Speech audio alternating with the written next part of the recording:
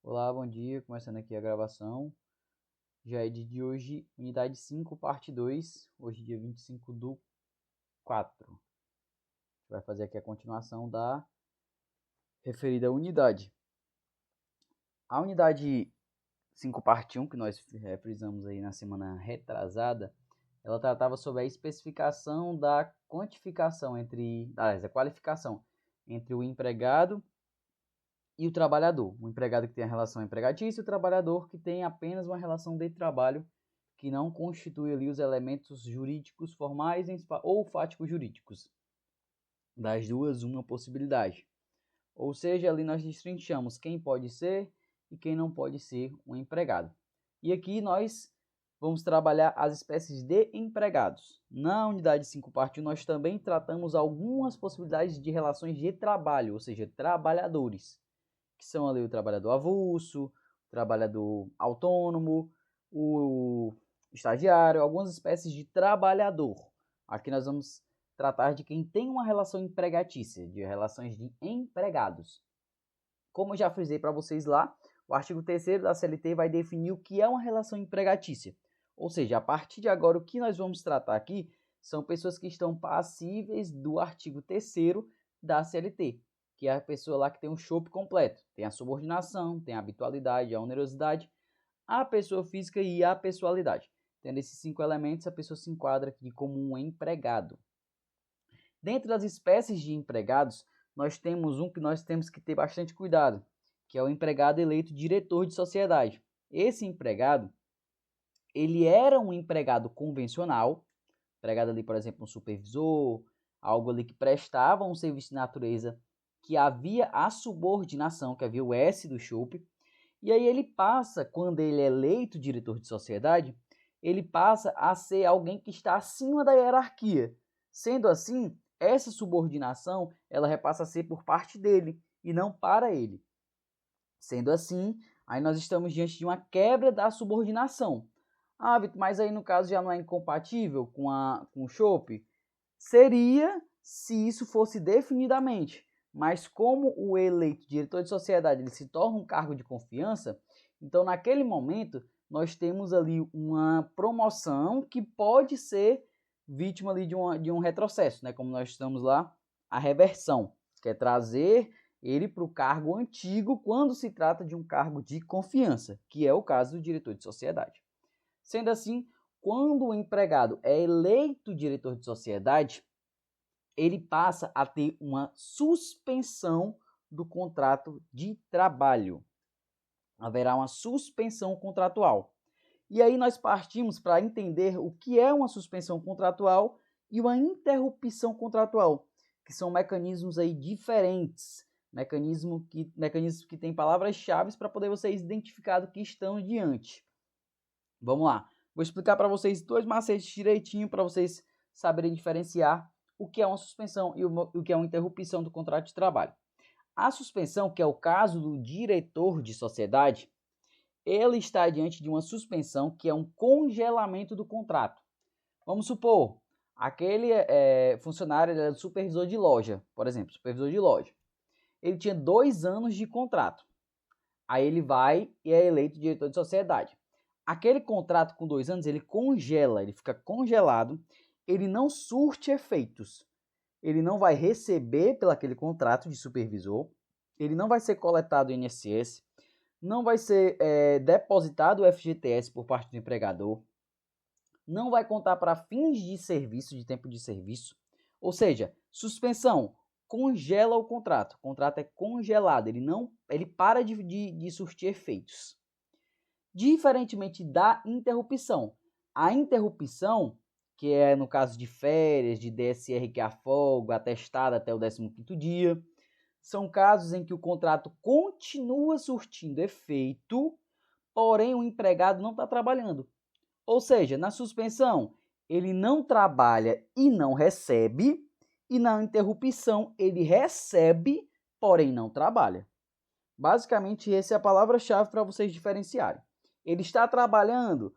Beleza. Ele está recebendo? Não. Então é suspensão. Ele está trabalhando, mas não está trabalhando, mas está recebendo interrupção.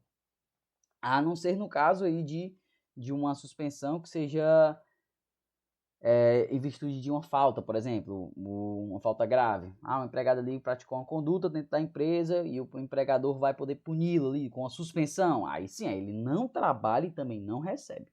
Aí são casos mais atípicos. Mas o caso do eleito diretor de sociedade é o caso mais comum de exemplo da suspensão do contrato de trabalho, que é ali há um congelamento daquele contrato e ele passa ali a surtir efeitos do novo contrato, né, do diretor de sociedade, que é um contrato de confiança, e o de supervisor fica lá congeladinho, como eu citei aqui o caso do supervisor de loja. A interrupção também é basicamente isso. DSR, folga, está ausente da empresa, mas recebe. Conta como tempo de serviço normalmente, conta como tempo de contribuição, conta para depósito de FGTS, conta tudo o período. O colaborador só está ausente da empresa naquele momento, basicamente. Alguém tem alguma dúvida sobre suspensão, pessoal? Se tiverem, podem ficar à vontade para falar. Suspensão ou interrupção. A súmula 269, ela fala ali, refrisando sobre esse ponto do eleito diretor de sociedade, que é o quê? O empregado eleito para ocupar cargo de diretor de sociedade, de respectivo contrato de trabalho suspenso, não se computando o tempo de serviço desse período, salvo se permanecer a subordinação jurídica inerente à relação de emprego. Ou seja, se realmente for ali um diretor de sociedade, ele tem o seu contrato suspenso, mas tem um adendo no final da súmula, salvo se permanecer a subordinação jurídica inerente à relação de emprego. Ou seja, a gente sabe que tem várias empresas aí que quer colocar um cargo fictício numa pessoa só para poder ali se eximir de pagar algumas custas. Então ele vai o quê? A partir de agora você é eleito diretor de sociedade. Bom, elegeu ali o cara a diretor de sociedade. Quando ele vai ver, ele está sofrendo várias séries ali de subordinações de vários tópicos de várias pessoas. Então ele já falou, opa, aqui eu estou só de nome, eleito diretor de sociedade. Eu estou com a subordinação presente ainda 100% no meu serviço. Então aí já uma quebra desse cargo de confiança, dessa perca dessa subordinação. Então aí é bem interessante entender que essa súmula do TST ela fala para situações fáticas, o que realmente acontece, não o que é suposto. Passamos pelo empregado eleito de diretor de sociedade e aí nós vamos abordar agora o nosso empregado doméstico. Lembrando, empregado doméstico tem lei específica. E a professora sempre fala, entre lei especial e lei geral, aplica-se a lei especial. Ou seja, nesse caso aqui, o empregado doméstico, nós temos a lei 150 de 2015. Ela que vai regular o tópico ali do nosso empregado doméstico. Lembrando que sempre, como coloquei até no trecho, com aplicação subsidiária da CLT, ou seja, primeiro vamos para a lei, se não tem na lei, a gente aplica subsidiariamente a CLT. Sendo assim, o empregado doméstico é quem tem o chope completo. O empregado doméstico tem o chope completo, mas tem alguns adendos que a gente tem que abordar. O empregado doméstico ele tem dois tópicos totalmente diferentes do nosso contrato convencional, certo? O artigo 1º da Lei 250/2015, ela vai definir qual a qualidade do empregado doméstico. Ao empregado doméstico, assim considerado aquele que presta serviços de forma contínua, subordinada, onerosa e pessoal, basicamente aqui tudo ok, né, o que vocês já viram, e agora é o ponto, e de finalidade não lucrativa a pessoa, o que é o adendo do chope, porque isso aqui não tem lá no chope, que é a finalidade não lucrativa a pessoa ou família. Não existe empregado doméstico de empresa, ele precisa ser um empregado doméstico de pessoa ou família. Empresa não tem empregado doméstico, empresa tem empregado convencional. Ou seja, esse aqui já é um adendo diferente do chope. E o segundo, no âmbito residencial destas, por mais de 2 dias por semana. Vocês lembram que eu falei lá que quando nós tínhamos o chope, a habitualidade não era definido, era algo implícito. A habitualidade ali eu não tinha como taxar, ele tem que vir 2 dias por semana, ele tem que vir 3. Eu não tinha isso no shopping, no empregado convencional. Porém, aqui eu tenho. No empregado doméstico, ele tem que ser por mais de 2 dias por semana. Ou seja, no mínimo 3. A partir de 3 dias ali trabalhados, você já tem um empregado doméstico. Antes disso, diarista. É ali diária convencional, pagou a diária, não tem vínculo empregatício com o seu diarista. Então, esses são os 2 pontos principais que tem que se observar entre o empregado doméstico e o empregado convencional como forma de diferenciação. O parágrafo único, ele refrisa aí, no caso, um ponto muito importante que nós vamos estudar mais lá para frente, que é a Convenção 180 de 199, de 1999, perdão, que ela fala sobre a vedação ao trabalho ali para menores, ou seja, ela vai definir ali o que é um trabalho que ofende a moralidade do menor de idade, que não poderá estar mediante essas formas de trabalho. E aí o parágrafo único já fala que é vedada a contratação de menor de 18 anos. Eu acho que já tinha falado isso, salvo me engano, quando eu fui explicar sobre empregado doméstico e sobre trabalho proibido, trabalho ilícito.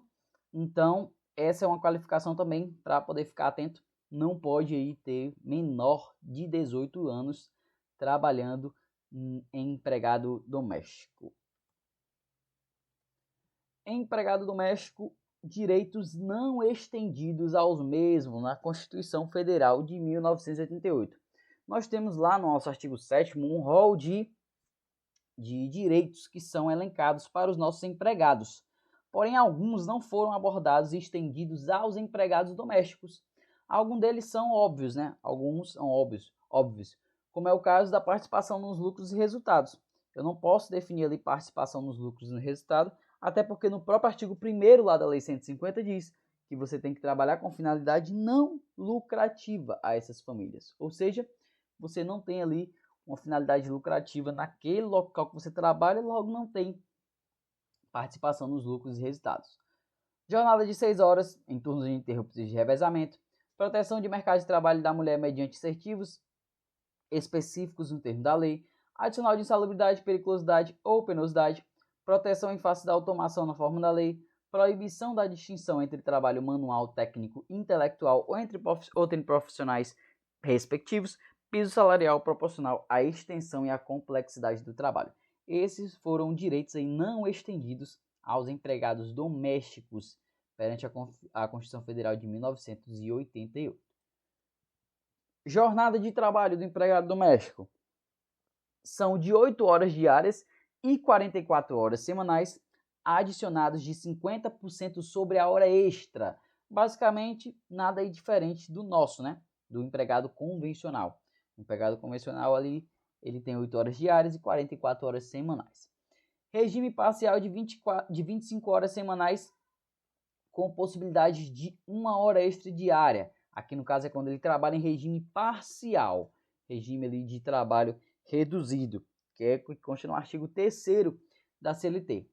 E, por fim, é obrigatório o registro do horário de trabalho do empregado doméstico por qualquer meio manual, mecânico ou eletrônico, desde que idôneo. Ou seja, eu preciso ali ter o registro daquele empregado doméstico.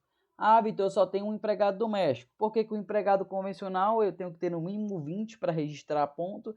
E empregado doméstico eu tenho que ter já um, eu já tenho que registrar.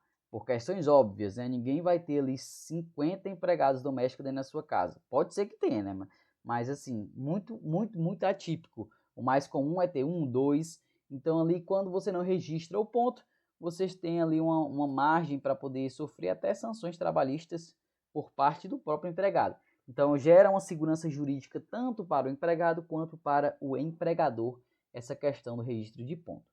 Viagens do empregador, artigo 11º aí da Lei 150 de 2015, frisa que mediante um acordo prévio e escrito, ou seja, você pode inserir ali quando você for contratar aquele empregado doméstico, você redige ali o seu contrato de trabalho com ele, e fala, ó, vou precisar que você viaje aqui pontualmente comigo e tudo mais, vou avisar você previamente, e aí você está ali efetivando que você está avisando e ele está concordando com essas viagens. Lembrando que essas viagens serão remuneradas apenas as horas efetivamente trabalhadas, ou seja, naquele momento em que o funcionário está ali em momento de descanso, na viagem, na própria viagem, está ali jantando, juntamente do seu descanso, ele não vai ter aquele tempo computado como forma de serviço. Agora, a partir do momento que ele está ali prestando o serviço para o empregador, ele vai ter essa hora computada. Lembrando que ainda com adicional de 25%, ou seja, ele vai ter esse adicional computado ao seu serviço de 25% sobre a hora trabalhada. Férias, artigo 17º da Lei 150 de 2015, mesmo informa 30 dias, podendo ser a critério do empregador. Aqui nós temos outro adendo da questão das férias que nós vimos lá na unidade 2. O empregado doméstico, diferentemente do empregado convencional, que pode ter as suas férias fracionadas em até 3 períodos, o empregado doméstico ele só pode ter até 2 períodos de fracionamento, sendo um deles não menor que 14. Essa é apenas a definição mínima de dias. Um não pode ser menor que 14 e tem que ser dividido em 2 períodos. E o ponto principal, o ponto-chave, lá no empregado convencional, ele precisava concordar. O empregado precisa concordar com esse fracionamento, o que não ocorre no empregado doméstico. O empregado doméstico ele pode ter as suas férias fracionadas sem que haja a concordância dele. O empregador simplesmente chega e diga, ó, vou fracionar suas férias aqui, você vai tirar 15 dias e 15 dias depois. E ele não tem ali o direito de questionar esse fracionamento. Ele simplesmente tem o direito de aceitar. FGTS, artigo 22 da Lei 150 de 2015. O depósito mensal também é diferente, pessoal. Os funcionários convencionais, sempre faço esse link para poder vocês terem essa diferenciação. Então, no empregado convencional, eu tenho um depósito de 8% com base na sua remuneração. Sendo assim, o FGTS, lembrando mais uma vez, ele não é retirado do salário do empregado. O FGTS é um depósito feito do bolso do empregador. O empregador deposita lá em conta vinculada da Caixa Econômica, daquele contrato em específico, o percentual de 8% em cima da sua remuneração, retirando do bolso do empregador, nada descontado do seu salário. Diferentemente do empregado doméstico, aqui você vai ter 8% mais 3,2%. Por quê? Porque esses 3,2% é uma forma de garantir que em caso de demissão sem justa causa, você já esteja ali com um percentual daqueles 40% embutido no depósito do FGTS. Por quê? Porque nós estamos aqui falando de um empregado, basicamente na maioria das vezes, de um empregado querendo dar conta de outro empregado. Então, assim, nem todo mundo tem uma poupança ali segura para se acontecer alguma coisa, nós temos ali aquele percentual para pagar os direitos rescisórios do seu empregado doméstico. Então, a lei, como forma de assegurar que ficasse esse depósito lá guardadinho, até porque nós estamos falando de subsistência, o empregado doméstico também tem família, ele também precisa arcar com seus custos. Se ele chega a ser desligado ali sem justa causa, o percentual de 40% da multa dele já está lá guardadinho. Então, aí o empregador não precisaria se preocupar com esse ponto. Sendo assim, o depósito mensal é de 8% mais 3,2%, totalizando aí 11,2% de depósito de FGTS mensal por parte do empregador. Sendo assim, ele vai ali ter que depositar esse percentual todo mês na conta vinculada daquele empregado doméstico. Empregado doméstico. Vocês vão estudar ainda, não chegaram a estudar esse ponto ainda, mas vocês vão estudar bem brevemente, que nós temos 2 artigos na CLT que falam sobre justa causa.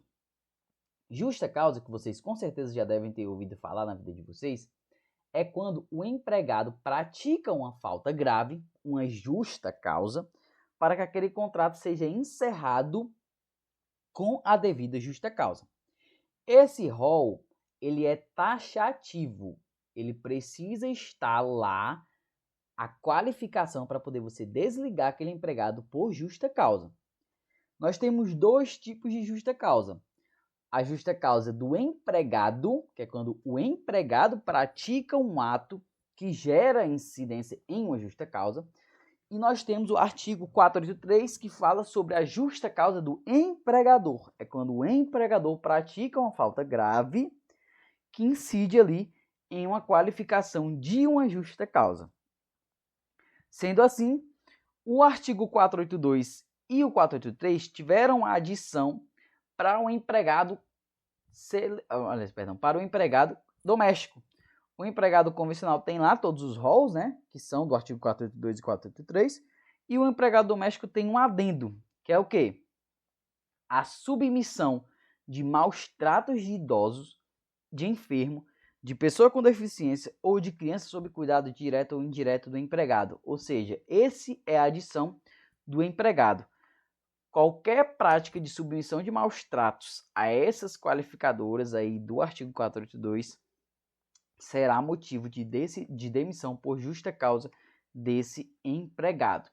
E o empregador? O empregador, quando ele praticar qualquer uma das formas de violência doméstica ou familiar contra mulheres, que trata o artigo 5º da Lei 11.340, mais conhecida como Lei Maria da Penha.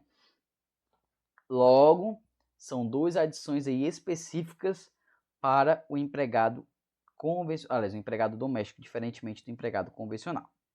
Aqui nós finalizamos o empregado doméstico. Alguém ficou alguma dúvida sobre o empregado doméstico? Se tiver ficado, pode ficar à vontade para perguntar. E nós partimos agora para o empregado rural. Quando nós vamos explicar lá na unidade 2, eu até falei que tinha lei específica para o empregado rural e para o empregado doméstico. Então, sempre que tiver lei específica, a gente tem que observar com muito afeto essas leis. A lei do empregado rural é o decreto 7.943 de 2013, que ele institui a Política Nacional dos Trabalhadores Rurais Empregados. O artigo 2º, mais especificamente, ele define o que é o empregado rural.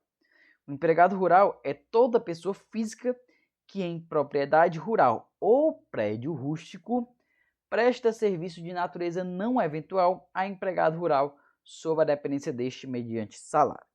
Basicamente, o empregado rural ele tem o escopo completo, mas ele precisa trabalhar em propriedade rural ou prédio rústico.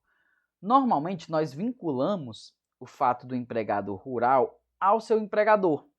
É mais fácil você identificar o empregado rural identificando o empregador dele. Por quê?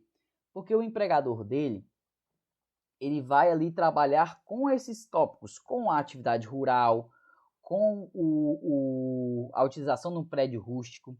Então, quando você tem ali a figura do empregador, é mais simples você ter a sua qualificação melhor do seu empregado.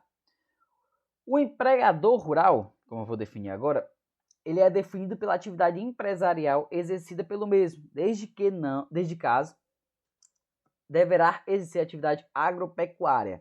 O artigo 3º da Lei 5.839 de 73 considera o empregador rural, para efeitos dessa lei, a pessoa física ou jurídica, proprietário ou não, que explore atividade agroeconômica em caráter permanente ou temporário. Então, se você tem ali um empregador que exerce atividade agropecuária, agroeconômica, ele já está ali como base que o seu empregado ele é um empregado rural.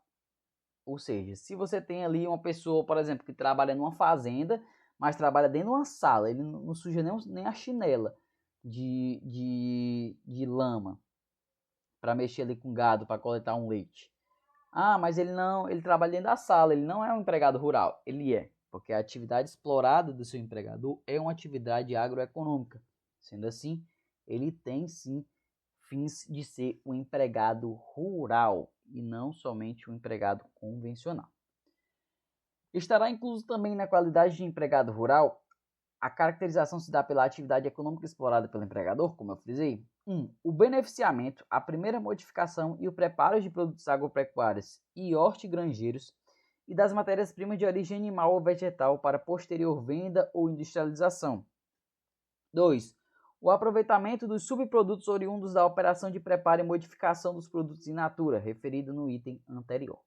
Basicamente aqui ele vai dizer que ainda se qualifica como empregado rural aquele que está no beneficiamento de produtos agropecuários. Por exemplo, você tem aqui uma origem, algo que é de matéria-prima animal, o couro, por exemplo, você está ali, você utiliza o couro de origem animal para preparar ali materiais de trabalho, ferramentas de trabalho, por exemplo, em couro. Você está utilizando do beneficiamento como primeira modificação dos produtos agropecuários. Questão também ali das seringueiras, né? Você está ali coletando diretamente das seringueiras com a borracha. Você está ali na linha de beneficiamento do agropecuário de maneira direta. Basicamente isso define que eles têm esse segmento de atividade.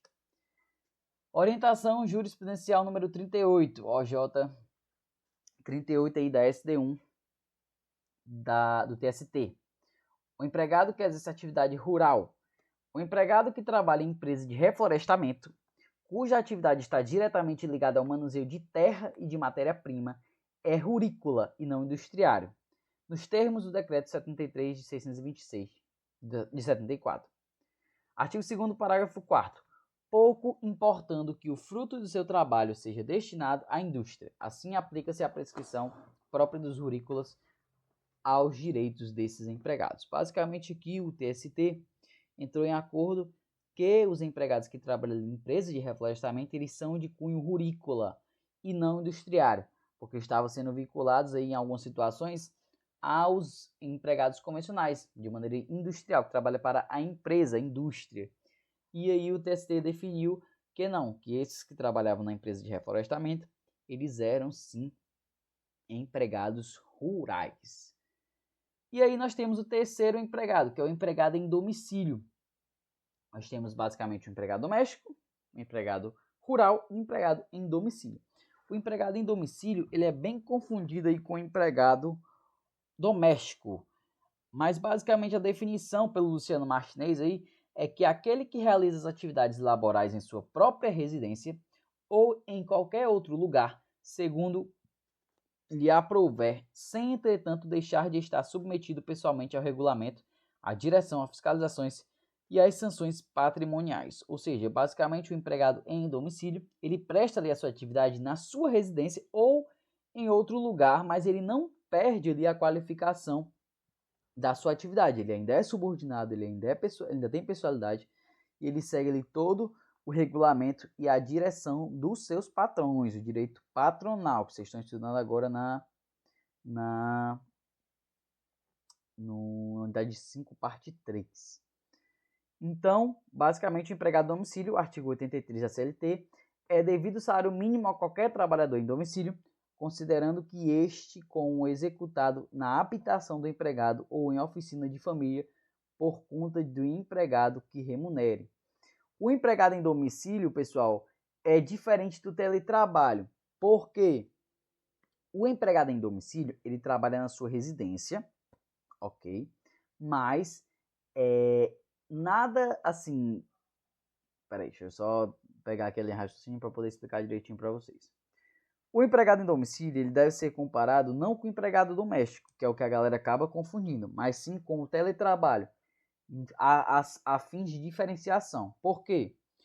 O empregado em domicílio, ele trabalha na sua residência, porém, ele não consegue, dentro da sua residência, fazer exatamente o que ele faria estando dentro da empresa, que é o que diferencia isso do teletrabalho. O teletrabalho, ele não está fisicamente na empresa, mas ele consegue fazer tudo o que ele faria dentro da empresa estando na sua residência. Basicamente, essa é a principal diferença entre o empregado em domicílio e o empregado em teletrabalho. O teletrabalho, a maioria dos regimentos dele aí, que estão no artigo 75 da CLT, eles adentraram em 2022, em virtude aí da pandemia, que foi o que acarretou aí uma massiva quantidade de teletrabalhadores. Logo, o teletrabalho é uma modalidade de trabalho em domicílio, lembrando que o funcionário está ausente da empresa apenas fisicamente, porém dentro dos meios telemáticos o funcionamento se encontra presente. E aí eu trouxe alguns dos artigos aí para nós observarmos. O artigo 75A da CLT diz que a prestação de serviço pelo empregado em regime de teletrabalho observará o dispositivo desse capítulo. O artigo 75B considera-se teletrabalho ou trabalho remoto a prestação de serviços fora das dependências do empregador de maneira preponderante ou não, com a utilização de tecnologias de informação e de comunicação que, por sua natureza, não configure o trabalho externo. Parágrafo 1º. O comparecimento, ainda que de modo habitual, às dependências do empregador para a realização de atividades específicas que exijam a presença do empregado num estabelecimento não descaracteriza o regime de teletrabalho ou trabalho remoto. Ou seja, se o empregado precisa ir lá para assinar um documento, eu preciso que tu assine um documento aqui físico, você não pode assinar ele de maneira virtual. Então você está ali indo até a empresa. Isso aí não irá desqualificar a qualidade de empregado de teletrabalho. E aqui eu elenquei alguns das atividades bem definidas aí sobre o teletrabalho. O teletrabalho, como eu falei, é algo bem atual. Vocês podem ver aí, ó, que tudo está no artigo 75. O artigo 75 foi o que regulou aí de maneira específica o teletrabalho. O primeiro ponto, pode ser por produção ou por tarefa. O teletrabalho não necessariamente, pessoal, ele precisa que um empregado esteja ali naquele tempo. Você tem que estar 8 horas por dia. Eu tenho aqui um aplicativo de ponto, você vai registrar seu ponto. Quando você adentrar, o sistema vai ficar computando que você está trabalhando e aí quando você fechar as 8 horas diárias, você encerra. Não necessariamente. O teletrabalho ele pode ser por regime de produção ou por tarefa. O empregador entrega precisa que você entregue isso, isso e aquilo até data tal. Ele fez. Ele tinha ali, por exemplo, o empregador deu prazo de 5 dias para ele fazer, ele conseguiu fazer em 1. Ok. Ele entregou a tarefa dele e ele vai receber ali pelos 5 dias. Por quê? Porque por mais que ele consiga fazer em 1, o trabalho dele é por produção ou por tarefa. É permitido para aprendizes e estagiários, ou seja, não é restringido aí o teletrabalho para aprendiz ou estagiário, pode de qualquer forma. A base territorial para regulamentação é de onde o empregado está lotado. Ou seja, ano passado, semestre passado, mas foi ano passado também, né? Teve uma colega que citou até o caso da mãe dela. Parece que a mãe dela trabalhava de teletrabalho para uma empresa do Canadá. Só que ela trabalhava aqui no Brasil. Sendo assim, essa empresa específica, ela seguia as regulamentações do local onde ele estava lotado. A legislação brasileira de teletrabalho. E eles ainda ofertavam, viu? Ela citou até que era uma empresa muito boa, porque ela ofertava, tipo assim, eu sei que você tem que seguir o seu regulamento aí, porque você está lotado, mas se você quiser seguir o regulamento aqui do Canadá, entendeu? Você pode ficar à vontade, não tem problema nenhum. Então ela ainda ofertou essa questão do segmento.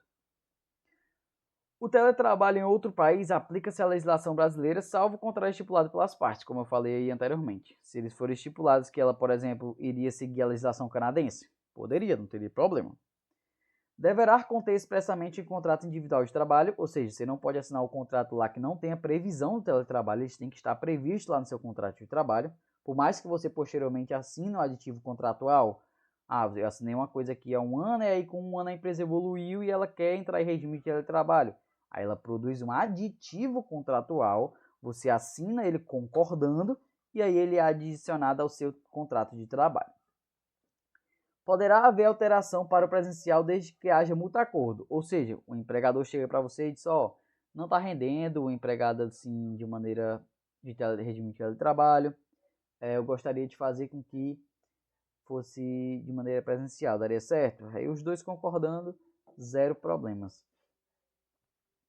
O retorno dado por parte de ordem do empregador deverá respeitar o prazo de aviso de 15 dias. Ou seja, quando o empregador ali, ele define que você vai retornar, ele tem que dar um prazo assim, de 15 dias para poder você se organizar. Por quê? Porque o regime de teletrabalho, ele, como já definiu, ele é apenas ausente dos meios telemáticos. Então ele consegue passar muito tempo na casa dele sem pisar na empresa. Logicamente tem gente que atrela isso a uma possibilidade de uma viagem, de morar em outro estado. Assim, então eu vou começar aqui a morar em outro estado, e aí eu vou embora, entendeu? Para outro estado. Então eu vou viajar. Aproveitar que eu tô aqui, eu trabalho, depois quando eu encerrar o trabalho eu vou curtir a viagem. Passa, tá fora, tá em outro estado, em outro país. Aí ele tem que dar esse período mínimo aí de 15 dias para o empregado se reorganizar e retornar ao seu ambiente de trabalho. O empregador deverá informar o empregado sobre precauções referentes à segurança do trabalho, e este deverá assinar um termo de responsabilidade, se comprometendo a seguir. Pessoal, quando o cara está em regime de teletrabalho, ele está passível de acidente de trabalho. Então, se por exemplo aqui, eu estou trabalhando aqui sentado, a minha cadeira quebra, eu caio da cadeira e me lesiono. Acidente de trabalho. Eu estava trabalhando e aí aconteceu esse incidente com a minha cadeira. Sendo assim, o empregador ele tem obrigação de promover precauções referentes à segurança do trabalho. Está assegurado lá na nossa Constituição que a segurança do trabalho é obrigação do empregador. O empregador tem que promover políticas de segurança do trabalho. Sendo assim, essa obrigação só foi repetida aqui no artigo 75E para garantir também que se estendesse ao empregado de teletrabalho. Sendo assim, permanece aí de maneira convencional e de maneira normal essa aplicação. Pessoal, por aqui a gente encerra o teletrabalho. Alguém tem alguma dúvida referente a algum tópico que foi falado? Se não tiverem, Perdão, eu mandei o link errado da presença. Eu vou só encerrar aqui a gravação e eu mando o link da presença para vocês.